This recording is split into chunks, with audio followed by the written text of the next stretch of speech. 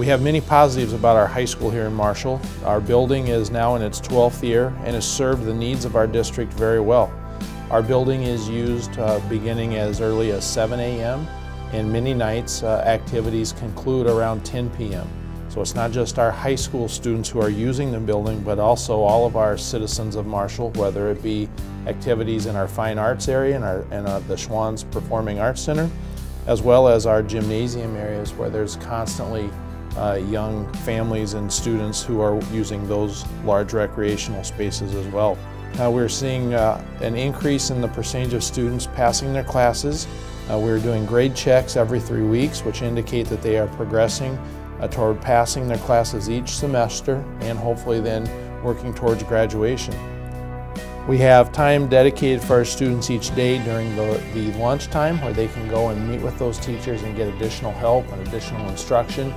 Some of the concerns we have from a building and space point of view, our front entrance is not always closely monitored despite our best efforts from between the two officers, and there is that potential where a stranger could simply walk into the school without being noticed. We're seeing increasing enrollment at the high school, and we will soon be out of space for our students for their lockers, and we are making plans to start randomly installing new lockers, additional lockers in some of our hallway spaces which weren't traditionally meant or designed for those areas. One time each week we take time where we focus on career and college readiness for our students in all 4 grades. During this time we are using our staff lounge. We have 4 classes that meet in the media center. We use student services areas for classes to meet, and then we use some of our smaller classroom spaces that weren't designed for large numbers of students where we put 20 to 25 students in there. We also have a limited space for our career and tech ed courses, our agriculture and industrial technology courses, yet we're continually hearing of that's where the shortage areas are for employees in southwest Minnesota.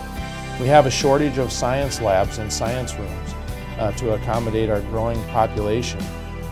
And then lastly, we have many teachers in our core areas, math, science, language arts, and social studies, who have to teach on a cart. And what that means is they're traveling from empty room to empty room throughout the day, and so it makes it difficult for students to really ever find where those teachers should be and connect with them.